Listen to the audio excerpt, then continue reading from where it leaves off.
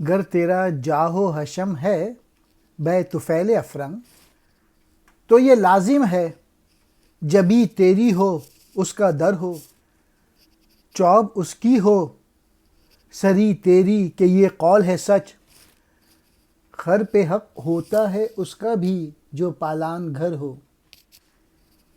ایک دل بھی تو فرنگی کا نہیں زیر نگیں، جسے دنیا میں غرض ملک سے ہے دین سے نہیں، اس خداوند کے مسکن کا جو کرتے ہیں طواف، 200 ابلیس ہیں لیکن نہیں ایک روح الامین۔ اگر تیری یہ ساری شان و شوکت حاکموں کی بدولت ہے تو پھر اس آستانے کے سوا اور کسی چوکھٹ پہ اپنی پیشانی نہ رکھ۔ اس ربائی میں وہ ملت کے ان لوگوں سے مخاطب ہیں جنہوں نے غاصب حکمرانوں کو مختلف طریقوں سے خوش کر کے دنیاوی شان و شوکت اور جاگیریں وغیرہ حاصل کی۔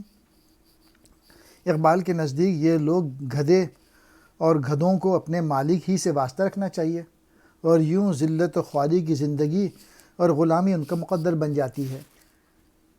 حاکم کا دل نگین کے نیچے نہیں، اس کا سارا سرمایہ ملک ہے، دین نہیں۔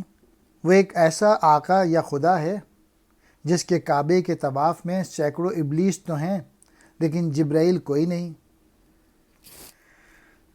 جو ظالم حکمران ہوتے ہیں ان کی توجہ دین کی طرف تو نہیں ہوتی، صرف دنیاوی شان و شوکت اور سلطنت کے چکر میں پڑے ہوتے ہیں، اور وہ اس خباثت کی بنا پہ اس بر صغیر پہ غاصبانہ قبضہ کیا تھا، اور ان کے جو تمام کام تھے وہ بھی اس شیطانی جذبے کے تحت ہوتے تھے، اور وہ سراسر انسانیت سے دور تھے۔